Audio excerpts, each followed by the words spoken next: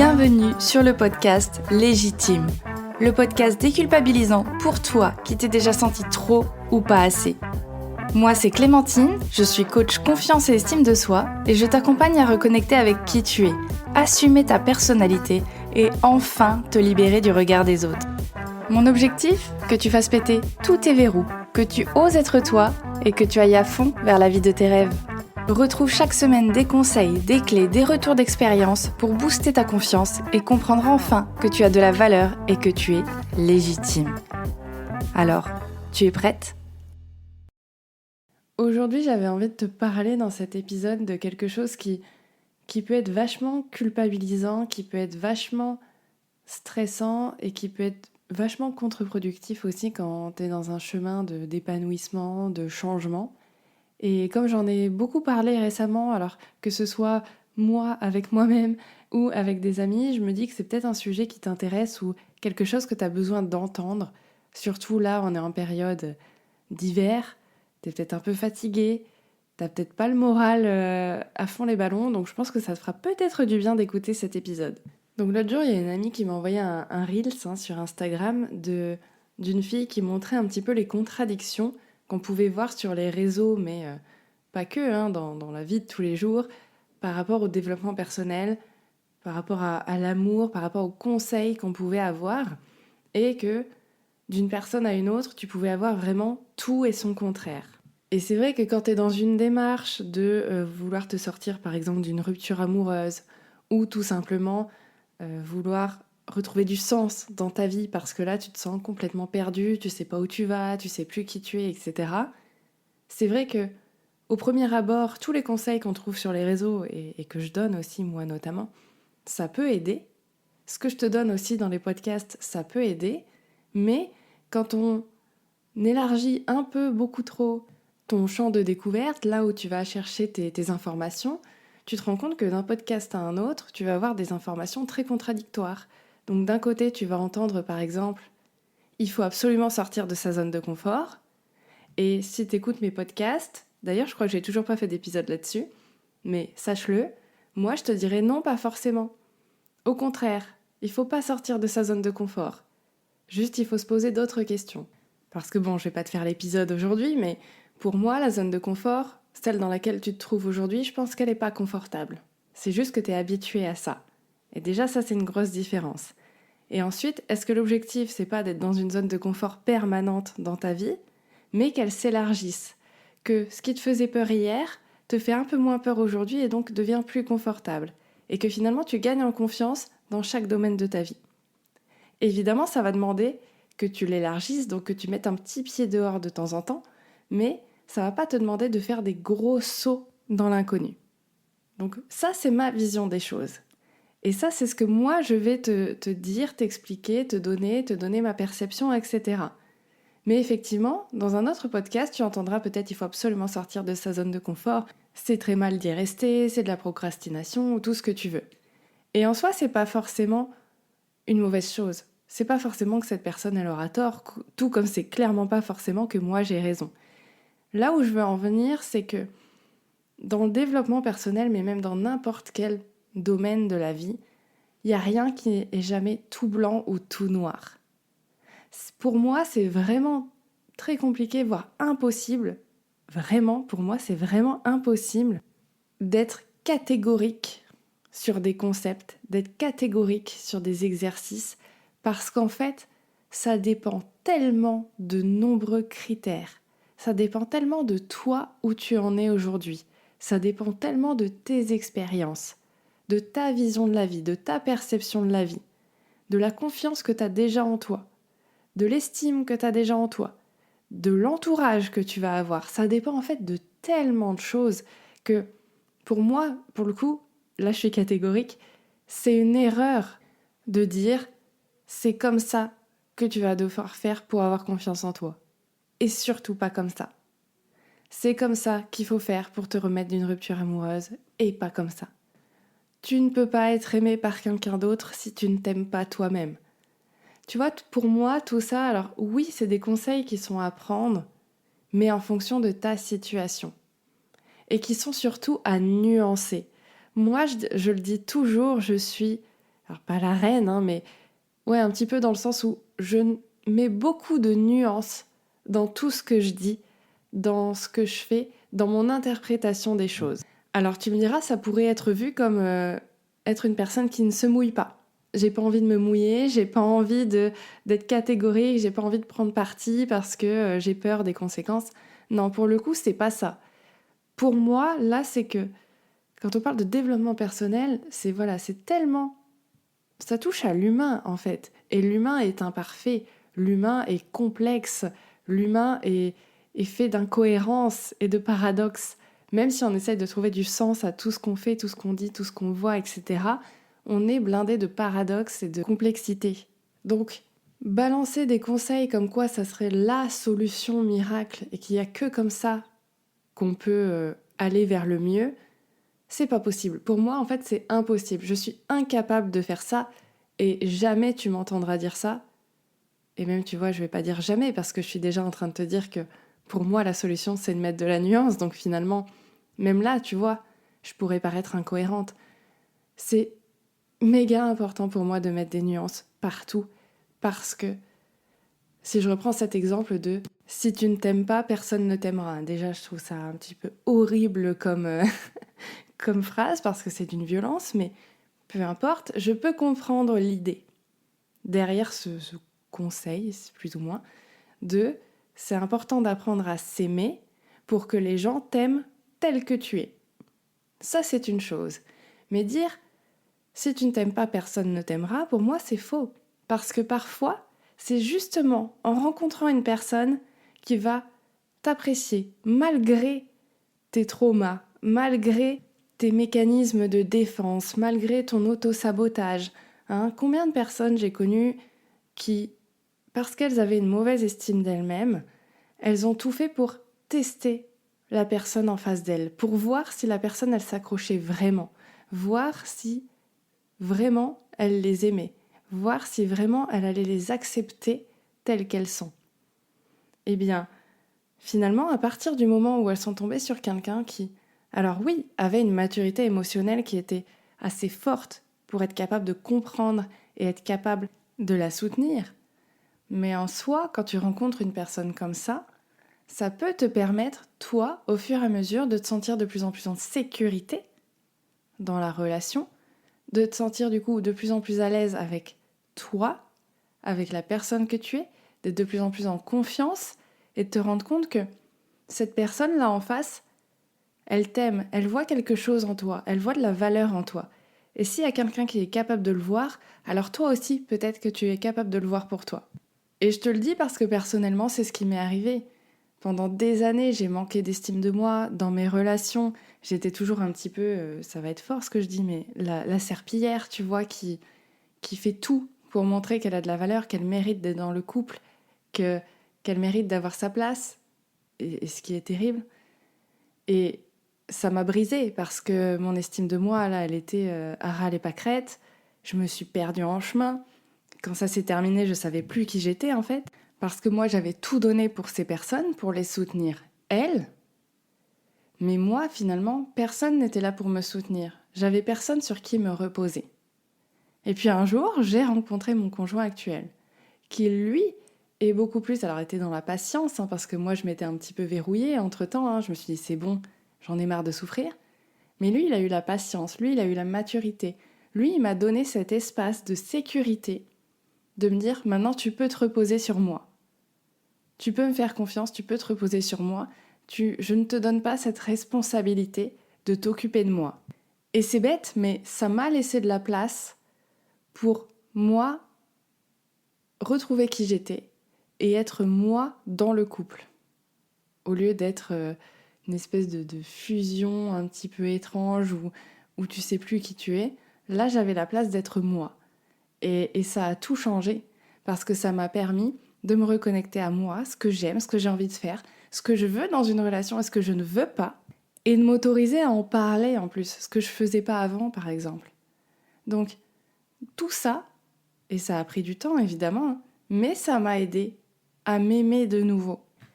Et donc j'ai pas dû attendre de m'aimer moi pour que quelqu'un m'aime. Mais encore une fois, je crache pas forcément, alors Cette phrase, elle est violente. Mais sur le concept de dire c'est important d'apprendre à s'aimer pour que les autres nous aiment tels que nous sommes nous, parce que quand on apprend à s'aimer, on apprend à s'affirmer, on apprend à montrer qui on est vraiment, avec nos qualités et nos petits défauts. Donc, si on montre ça, si on est OK à montrer ça, si on s'autorise à montrer ça, évidemment que la personne en face, si elle nous aime pour ça, pour qui on est. Il n'y a rien qui est caché, il n'y a pas de vice caché. C'est nous. Donc je suis totalement d'accord que ça c'est important. Mais voilà, il y a des manières de le faire, il y a des manières de le dire, et c'est pour ça que pour moi c'est important que tu le comprennes et que tu prennes un recul aussi, un esprit critique sur ce que tu lis, sur ce que tu vois, sur les conseils que tu absorbes, et que tu prennes vraiment ce qui correspond à ta situation.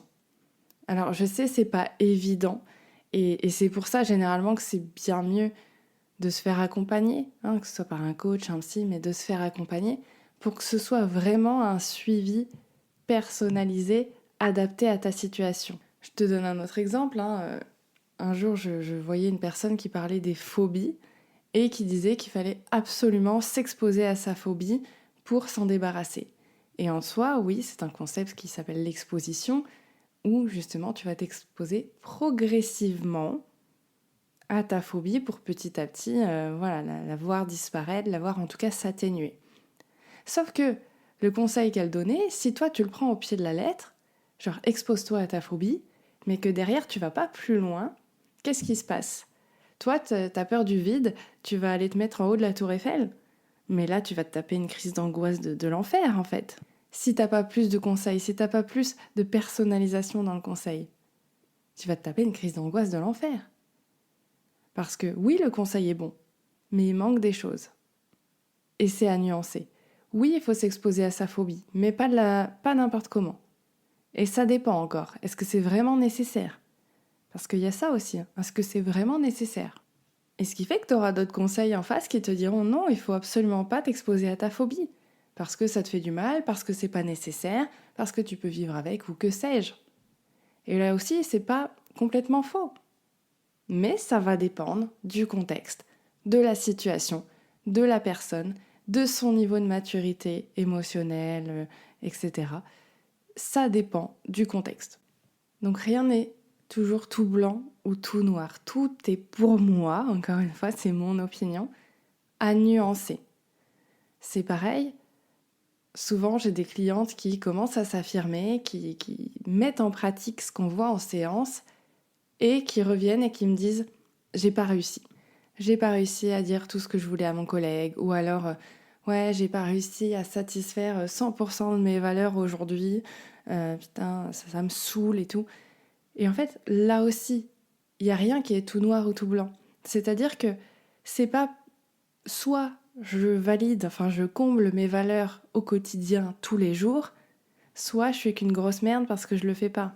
C'est pas j'arrive à m'affirmer 100% tout le temps et mes conversations se passent toujours du mieux possible, ou je suis trop nulle, je sais pas m'affirmer, je ne crée que du conflit, c'est une catastrophe, j'ai pas réussi à dire tout ce que je voulais, ça veut dire que c'est pas bien, c'est nul, voilà, catastrophe, j'y arriverai jamais, vaut mieux que j'arrête. C'est pareil, c'est pas genre j'ai 100% confiance en moi tout le temps, ou je suis trop nulle, je me dévalorise, etc. Il n'y a pas de je suis 100% au top ou je suis rien du tout. Encore une fois, il faut vraiment mettre de la nuance. Personne n'a confiance en soi tout le temps, 100% du temps. Personne. Personne n'a 100% d'estime de soi tout le temps, partout, avec tout le monde.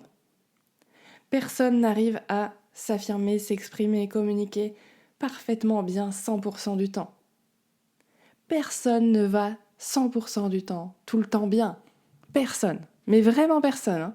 Et les personnes qui essayent de te faire croire le contraire, va leur poser la question de comment ça va vraiment, parce que je pense qu'il va falloir commencer à s'inquiéter. Parce que soit elles sont complètement déconnectées de leurs émotions et de leurs ressentis, et elles vivent complètement en dissociation, et c'est pas une bonne chose, soit elles vont vraiment pas bien et elles ont peur de déranger, et donc c'est important d'aller faire un pas vers elles, je pense. Parce qu'on a tous et toutes des moments où ça ne va pas. On a tous et toutes des moments où on est intimidé. des moments où on n'y arrive pas, des moments où on est en colère, des moments où on est désespéré, où on est déçu de soi-même. Ça arrive tous les jours, tout le temps. Et c'est ok et c'est normal surtout. Il n'y a pas à se dire parce que là j'ai pas eu confiance en moi, parce que là j'ai pas réussi à aller demander mon augmentation, j'y arriverai pas demain. C'est foutu, je suis trop nulle. En fait c'est vraiment ça, c'est vraiment le principe du foutu pour foutu. Ça c'est vraiment pas une bonne chose, hein. Le foutu pour foutu. C'est un peu une excuse qu'on se donne pour dire bon bah de toute façon voilà tant pis, faut bien mourir de quelque chose, tout ce que tu veux. Non en fait, parce que ok ça a pas marché aujourd'hui, mais ça marchera peut-être demain. Si tu réessayes, si tu vois ce qui s'est passé.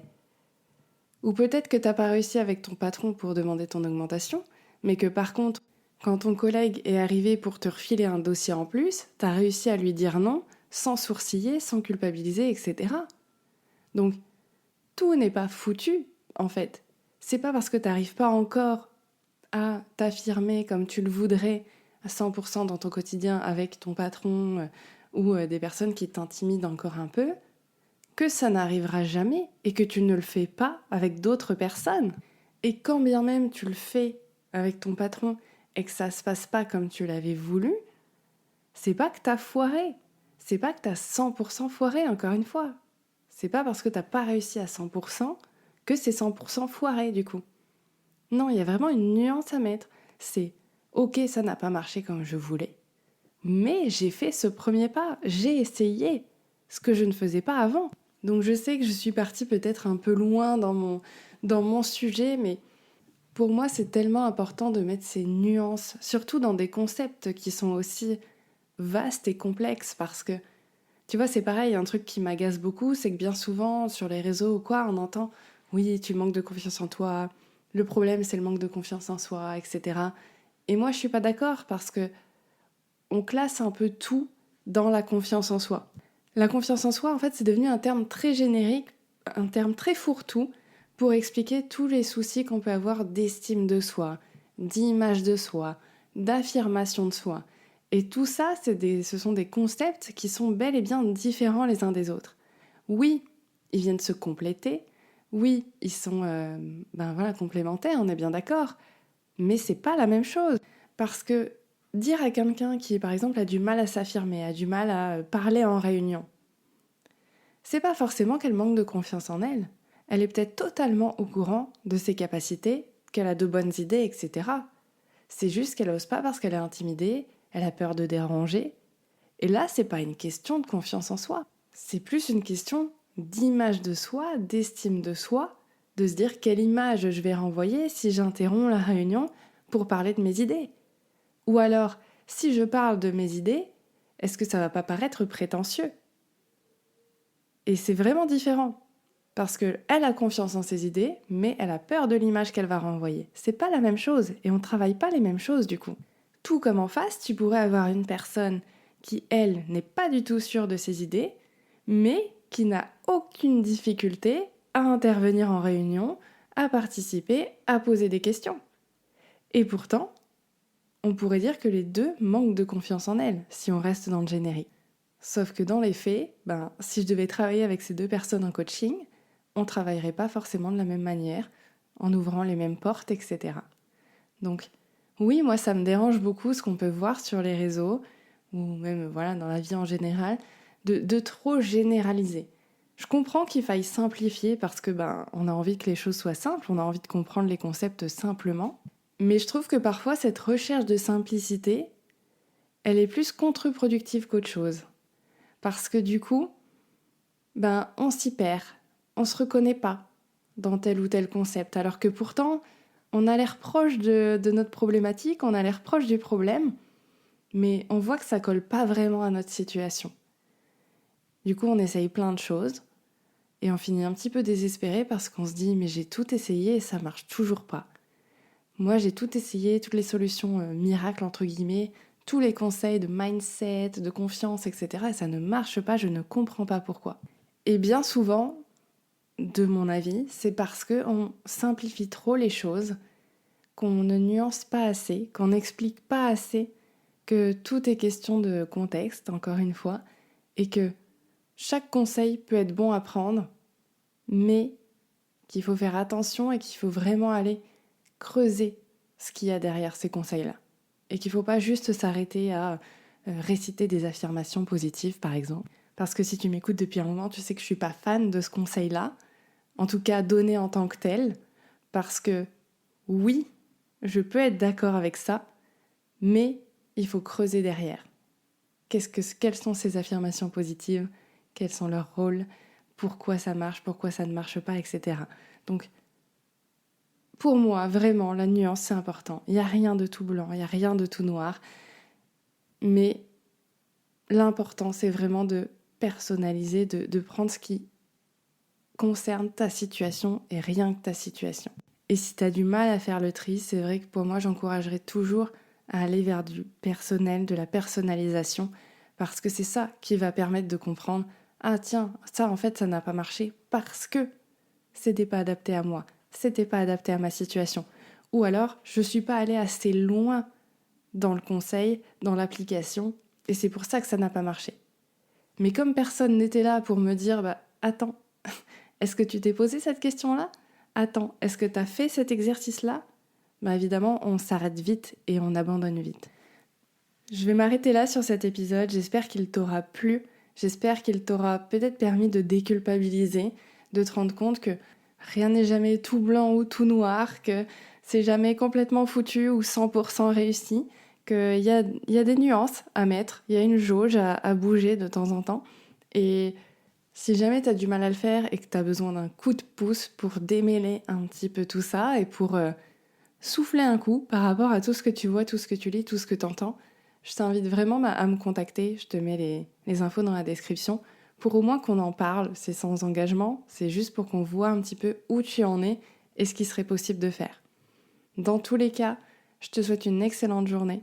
Viens me dire sur Instagram si cet épisode t'a parlé, si t'as apporté quelque chose. Et sinon, on se retrouve la semaine prochaine dans Légitime.